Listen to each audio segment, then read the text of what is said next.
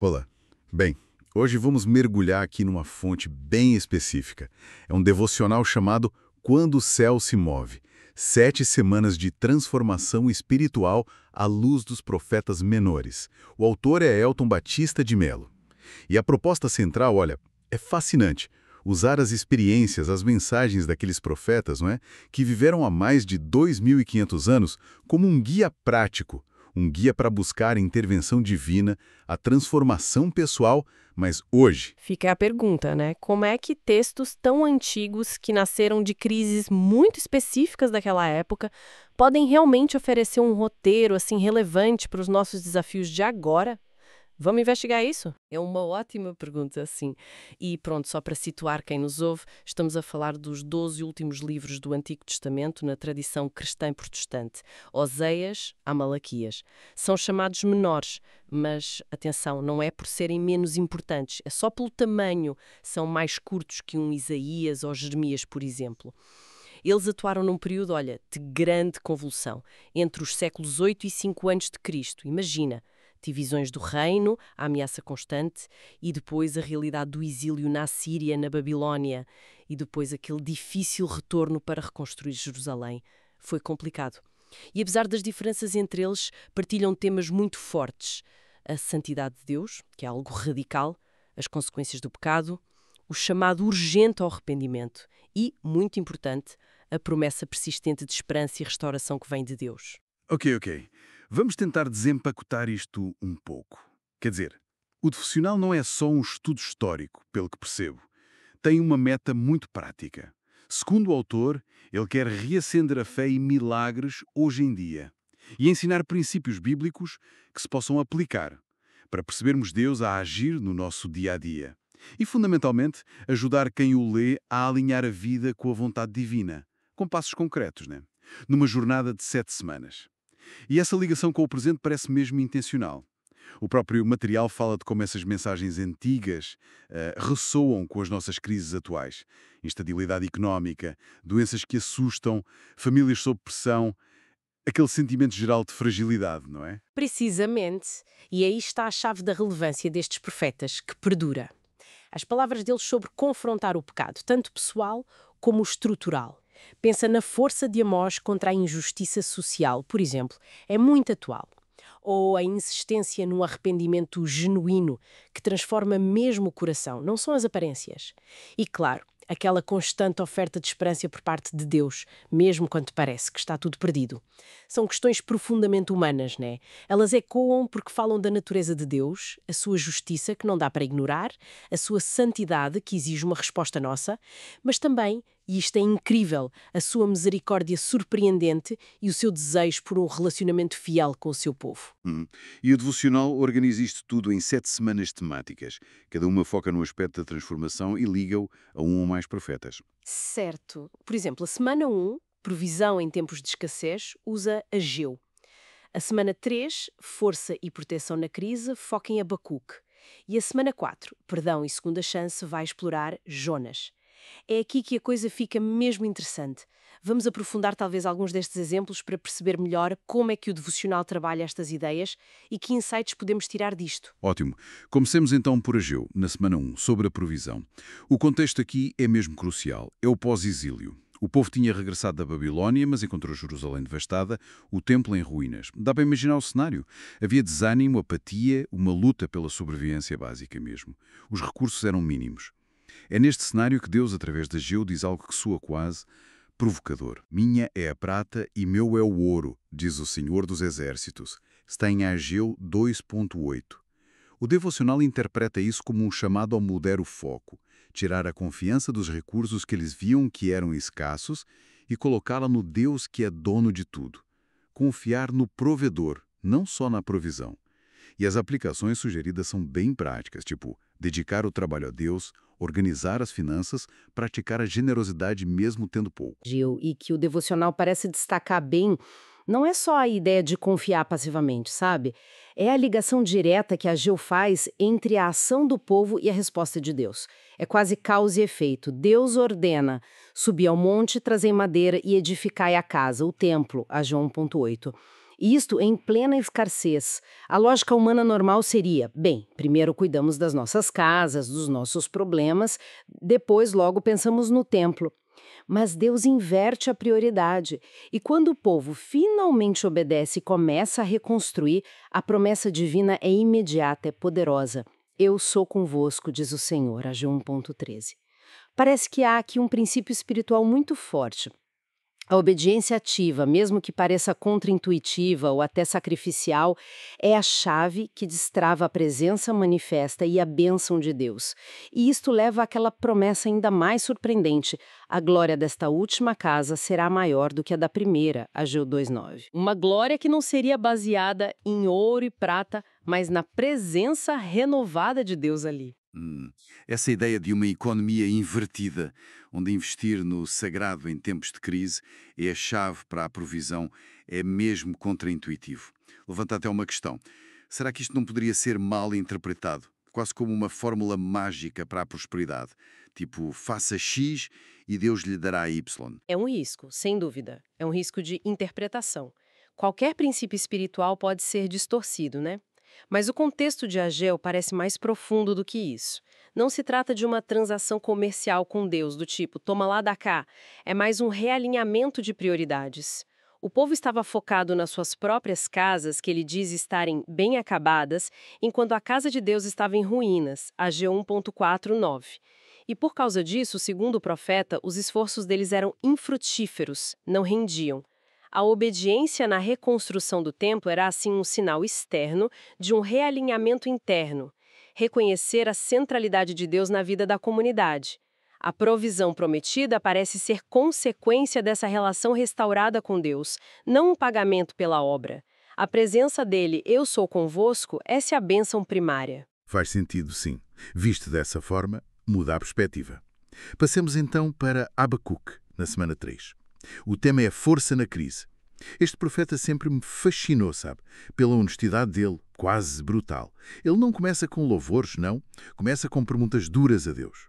Até quando, Senhor, clamarei eu? E tu não escutarás. Abacuque 1.2.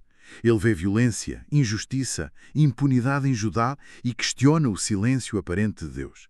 E depois fica ainda mais perplexo quando Deus revela que vai usar os babilônios, um povo ainda mais ímpio, na visão dele, para julgar Judá. É um diálogo tenso, quase um debate sobre a justiça divina. Acho que muita gente se identifica com essa angústia de não entender os caminhos de Deus, não é? Exatamente. Abacuque dá voz à nossa perplexidade, às nossas dúvidas. E é no meio dessa tensão toda que surge aquela afirmação central que depois Paulo cita e que foi fundamental para a reforma protestante: mas o justo viverá pela sua fé. Abacuque 2:4. A fé aqui não é uma resposta fácil, simplista, mas é uma confiança perseverante no caráter de Deus, mesmo quando as circunstâncias são incompreensíveis. O devocional foca muito no capítulo 3, que é um hino lindíssimo e poderoso. Abacuque descreve um cenário de colapso total, é impressionante, sem figos na figueira, sem uvas nas vides, sem azeitonas nas oliveiras, sem gado nos currais, Abacuque 3:17, uma catástrofe agrícola e econômica completa. Mas apesar disso tudo, ele faz uma escolha deliberada, consciente. Todavia eu me alegrarei no Senhor, exultarei no Deus da minha salvação. Abacuque 3:18. É muito forte. Essa escolha é o ponto central da aplicação prática no devocional, percebi. Mas, pergunto-me, é realista? No meio de uma crise real, sei lá, perder um emprego, uma doença grave, o luto, escolher a alegria, não sou um pouco forçado? Ou até insensível à dor que a pessoa está a sentir? É uma questão crucial mesmo. E a interpretação que o devocional parece seguir e que ressoa com muitas leituras de Abacuque não é de uma alegria superficial, tipo que nega a dor. Pelo contrário, Abacuque nomeia a perda, ele olha para a desolação de frente, não foge dela. A alegria de que ele fala não é uma emoção baseada nas circunstâncias que estão a acontecer. É uma exultação em Deus. É uma alegria que pode coexistir com o sofrimento porque está ancorada da natureza imutável de Deus. O Senhor Deus é a minha força, ele diz 3:9a. Ele não diz, estou feliz porque tudo vai ficar bem num piscar de olhos, mas sim, alegro-me no Senhor. É quase uma disciplina espiritual, uma reorientação da esperança. E a imagem final é poderosa. Deus fará os meus pés como os da corça e me fará andar sobre os meus lugares altos. 3.9b. Ele não promete remover o terreno difícil, as montanhas, os obstáculos, mas promete dar agilidade e firmeza para atravessá-lo. A força vem de Deus para viver na crise. Essa distinção entre alegria nas circunstâncias e alegria em Deus é mesmo fundamental. Ajuda a entender melhor. Não se trata de negar a realidade, mas de encontrar um fundamento mais profundo, mais estável. E isto leva-nos bem a Jonas, na semana 4, que trata de perdão e segunda chance. Uma história talvez mais conhecida popularmente, mas com implicações que o devocional também explora. Sim, a história de Jonas é quase universalmente conhecida, não é? O profeta relutante, a fuga, a tempestade no mar, o grande peixe, depois a pregação em Nínive, o arrependimento surpreendente da cidade e a frustração de Jonas no final porque Deus foi misericordioso com os inimigos dele. O devocional foca bastante na experiência pessoal de Jonas, aquela oração do ventre do problema, como dizem, a misericórdia de Deus ao dar-lhe uma segunda chance para cumprir a missão. E a aplicação prática sugerida é direta. Mesmo quando estamos no fundo do poço, podemos clamar a Deus e Ele pode oferecer um recomeço. Mais na história do que apenas a jornada pessoal de Jonas, certo? O contexto de Nínive é importante aqui, não é? Não era apenas uma cidade estrangeira qualquer. Era a capital do temido Império Assírio, conhecido por uma crueldade lendária. As suas práticas de guerra, de tortura, eram notórias no mundo antigo. Mandar Jonas pregar lá era quase como enviar alguém para o coração do mal, da violência. Exatamente. E é isso que torna a mensagem do livro tão radical e, francamente, tão desconfortável, tanto para o Jonas da história, quanto para nós hoje. O devocional toca nisso ao falar da extensão da misericórdia divina, mas vale a pena enfatizar, o ponto central do livro não parece ser tanto a restauração pessoal de Jonas. O foco parece ser a demonstração chocante da compaixão de Deus por um povo considerado imperdoável, irrecuperável. Como diz Miqueias, outro profeta menor citado na semana 6 do devocional, Deus tem prazer na misericórdia, Miqueias 7,18. É algo que agrada a Deus. O livro de Jonas confronta o nosso próprio tribalismo, sabe? O nosso preconceito, a nossa tendência humana de limitar a graça de Deus àqueles que nós consideramos dignos ou aceitáveis. A ira de Jonas no final, no capítulo 4, porque Deus poupou Nínive, revela o quão distante o coração dele estava do coração de Deus naquele momento. E ainda há outra camada, a experiência de Jonas no peixe, ganha uma dimensão ainda mais profunda no Novo Testamento. Jesus usa como um sinal da sua própria morte e ressurreição, Mateus 12:40. Uau! Essa perspectiva muda bastante a leitura. O foco não está tanto no profeta relutante, mas sim no Deus que é surpreendentemente misericordioso. Então, olhando para estes 3 exemplos que vimos, Ageu, Abacuque, Jonas, e a forma como o devocional os utiliza, qual diria que é o fio condutor? O que aprendemos sobre como o céu se move? Olha, parece-me que, apesar das circunstâncias serem radicalmente diferentes em cada caso, escassez económica, crise existencial e de justiça, falha pessoal e preconceito, emerge um retrato consistente de Deus. Ele é soberano sobre a história, sobre os elementos da natureza, ele é justo, não ignora o pecado ou a injustiça, isso é claro, mas ele é também persistentemente misericordioso, sempre oferecendo restauração e esperança. E o devocional enfatiza muito que a intervenção divina, essa movimentação do céu, está frequentemente ligada a uma resposta humana específica. A fé que confia, mesmo sem ver, como em Abacuque, a obediência que age mesmo na dificuldade, como em Ageu, o arrependimento que clama do fundo do poço, como em Jonas. Não é que nós controlemos Deus com as nossas ações, claro que não. Mas a nossa postura, a nossa resposta, parece abrir portas para a sua ação de maneiras específicas. E a ênfase do devocional está sempre em tornar isto prático, certo? Não ficar só na teologia, mas levar para passos diários. Sim, essa é a natureza de um devocional, não é? É traduzir estas brandas narrativas, estes princípios teológicos profundos, em reflexões e ações concretas para a vida cotidiana.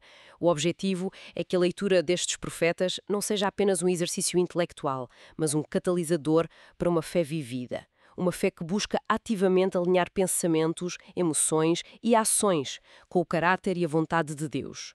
Vontade essa revelada nestas escrituras que, embora antigas, são incrivelmente atuais. Há sempre um equilíbrio neles, sabe? Entre o aviso solene sobre as consequências de nos afastarmos de Deus, o convite terno, constante, ao retorno e à restauração que ele oferece. Ótimo. Recapitulando então o que vimos hoje. Exploramos o devocional Quando o Céu se Move. Ele usa os profetas menores como uma lente para a transformação espiritual hoje.